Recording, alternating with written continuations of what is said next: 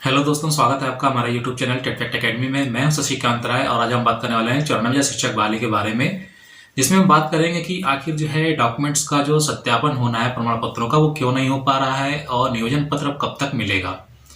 इसी के बारे में आज हम बात करने वाले हैं और उम्मीद है कि इस वीडियो को आप लोग सपोर्ट करेंगे। जितना आप इस वीडियो को लाइक करेंगे उतना ये जल्दी जो है शिक्षा विभाग तक जो है पहुंचेगा।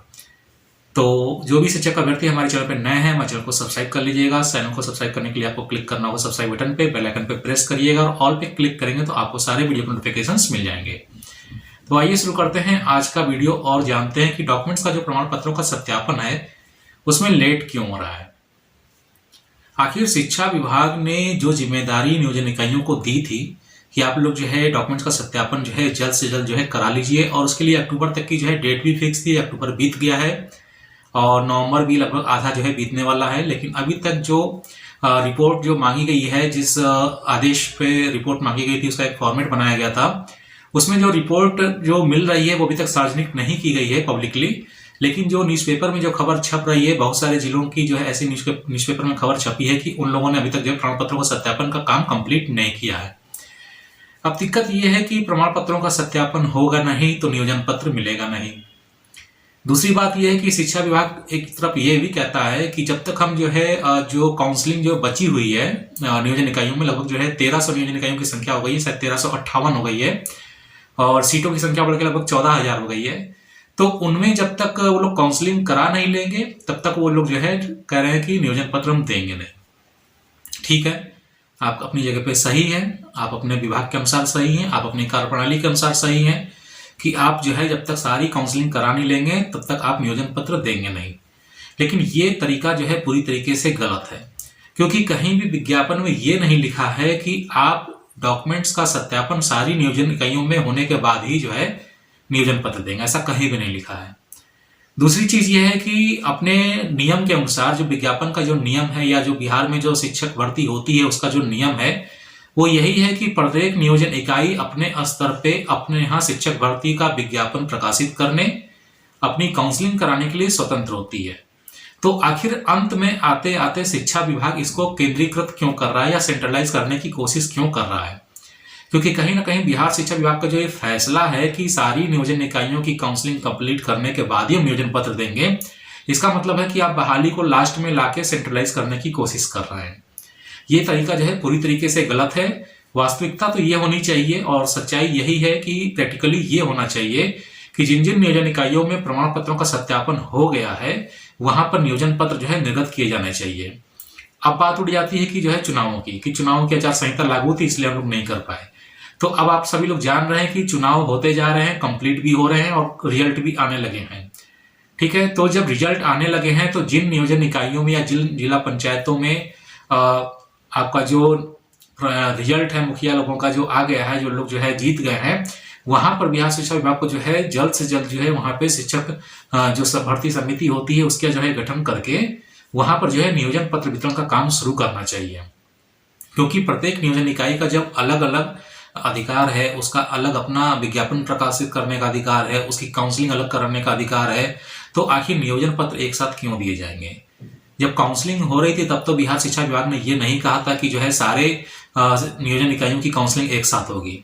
सभी नियोजन इकाइयां जो थी वो अपने अपने अनुसार काम कर रही थी। आज की डेट में भी सारी नियोजन इकाइयां अपने अनुसार ही काम कर रही हैं, क्योंकि जो सत्यापन की जो डेट फिक्स की गई थी किसी ने अभी तक काम कंप्लीट नहीं किया है और ये काम जो है असंभव है। जी हाँ, ये काम पूरी तरीके से असंभव है और ये सच्चाई है कि हाई स्कूल का, इंटर का और डिग्री लेवल का और टीचर ट्रेनिंग का जो भी सर्टिफिकेट है उसकी अगर आप जांच करेंगे तो कम से कम आपको 10-15 साल आराम से लग जाएंगे, क्योंकि आपके जो शिक्षकों की जो संख्या है जिनकी जांच आपको करनी है वो लगभग जो है आप ये मान के चलिए कि 50,000 लगभग कम से कम है।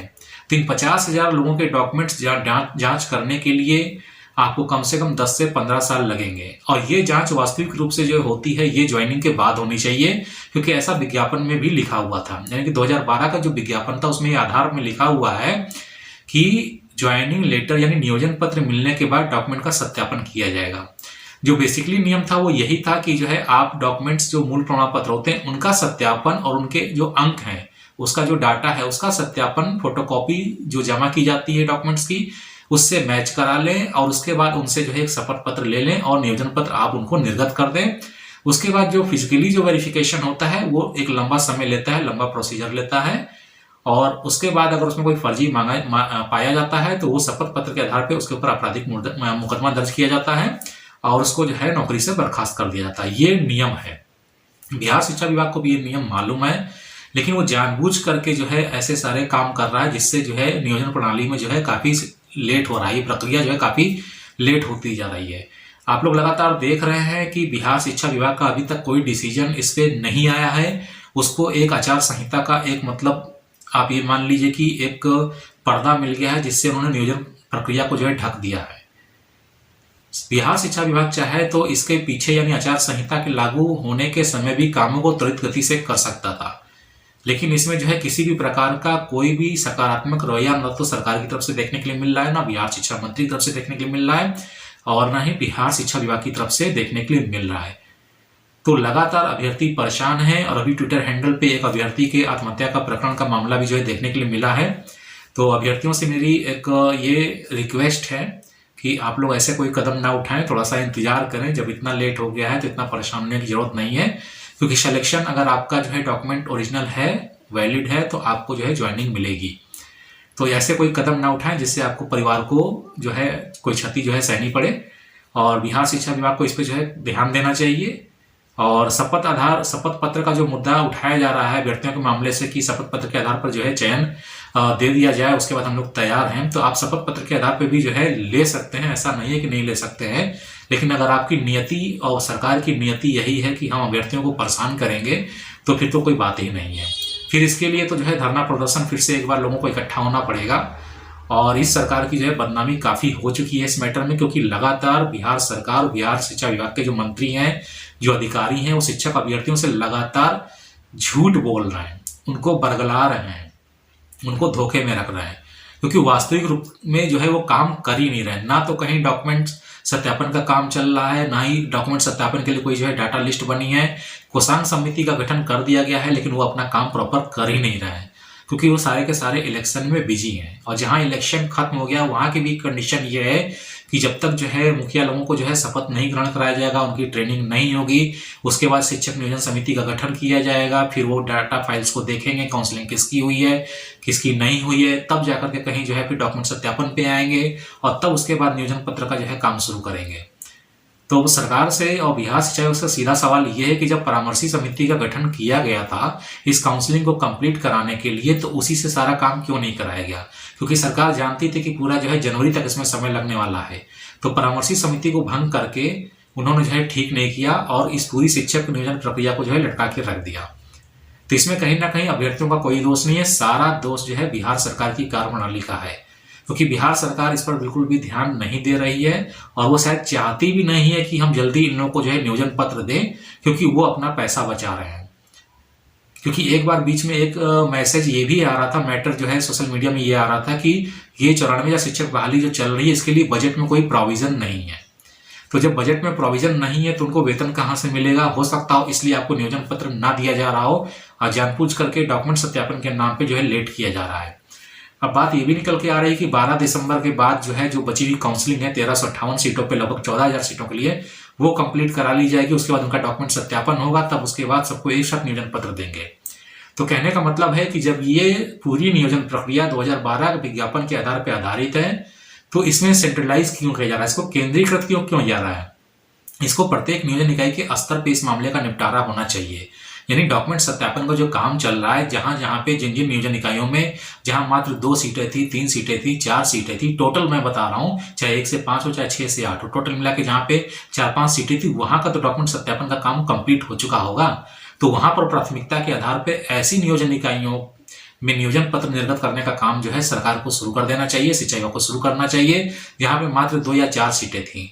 बिहार शिक्षा विभाग वास्तव में जो अधिकारी हैं वो काम करना नहीं चाहते हैं, और अगर वो चाहें तो ये सारा काम जो है बहुत आसानी से कंप्लीट हो जाएगा। जी हाँ, जिन नियोजन इकाइयों में 4 सीटें, 5 सीटें या 10 सीटें हैं, पहले उनको फोकस करना चाहिए। इनको एक कैटेगरी बनानी चाहिए थी कि किस नियोजन इकाइयों में सीटों की संख्या कम है और कहां पर ज्यादा है। जहां पर नियोजन इकाइयों की सीटों की संख्या कम थी, वहां पर डॉक्यूमेंट सत्यापन का काम तेजी से हो सकता था और नियोजन पत्र का निर्गत किया जा सकता था। और परामर्शी समिति को भंग भी नहीं करना चाहिए था, क्योंकि वही परामर्शी समिति जो है क्या करती, उनको नियोजन पत्र इशू कर देती। और अगर ऐसी कोई जो है टेक्निकल प्रॉब्लम है बिहार शिक्षा विभाग को कि वो इकोनॉमिकली जो है मजबूत नहीं है सैलरी देने के लिए, तो फिर ये 94 शिक्षक बहाली की प्रक्रिया जो है पूरी तरीके से गैर कानूनी है, मतलब कि गैर संवैधानिक है। कहने का मतलब ये है, यानी कि पूरी तरीके से अभ्यर्थियों को या तो धोखे में रखा जा रहा है। और अगर बिहार शिक्षा विभाग को ये पता है कि इसके लिए बजट में प्रोविजन किया गया है 94,000 शिक्षक बहाली के वेतन के लिए, तो उसको जो है सार्वजनिक करना चाहिए, उस लेटर को जो है सामने लाना चाहिए कि क्या बजट में 94 शिक्षक बहाली के जो शिक्षकों का जो नियोजन होगा उनके लिए बजट में प्रोविजन है कि नहीं है। अगर बजट में प्रोविजन नहीं है तो पूरी तरीके से ये बहाली अपने आप ही समाप्त हो जाएगी। और मैं देख रहा हूं कि बिहार शिक्षा विभाग का यही जो है काम काफी तेजी से चल रहा है, क्योंकि पहले 1100 नियोजन इकाइयों में जो है काउंसलिंग होनी बाकी थी, अब उनकी संख्या बढ़ के 1358 हो गई है। इसका मतलब यह है कि लगातार जो है काउंसलिंग सेंटर्स को जो है रद्द किया जा रहा है। जहां जहां काउंसलिंग हुई है नियोजन इकाई में, उनको जो है रद्द करने की पूरी कोशिश की जा रही है। एक न्यूज़पेपर में बात यह भी निकल के आ रही थी कि टीईटी और सीटेट के भी अभी प्रमाण पत्रों की जांच नहीं हुई है, उसके लिए अभी सीडी से मिलान होगा। तो कहने का मतलब यह है कि अगर आपको भर्ती नहीं करनी है तो स्पष्ट बताइए कि हाँ, इस भर्ती को हम नहीं करना चाहते हैं। और अगर करना चाहते हैं तो जिन नियोजन इकाइयों में सीटों की संख्या कम है वहां पर डॉक्यूमेंट सत्यापन का काम की पहले जांच की जाए, उनसे जो है कारण मांगा जाए कि आपने जांच क्यों नहीं किया है, और तुरंत जो है उसके नियोजन पत्र को अगर बिहार शिक्षा विभाग चाहे तो बिना शिक्षक नियोजन समिति के भी अपने बिहाफ पे जो है उसको जारी कर सकती है। बस इस आज के वीडियो में इतना ही मुझे कहना था, और उम्मीद है कि आप लोग को इस वीडियो को जो है सपोर्ट करेंगे, शेयर करेंगे, लाइक करेंगे और चैनल को सब्सक्राइब करना ना भूलिएगा। तो जल्दी मिलते हैं अपने नए वीडियो के साथ में, तब तक के लिए इजाजत दीजिए। धन्यवाद।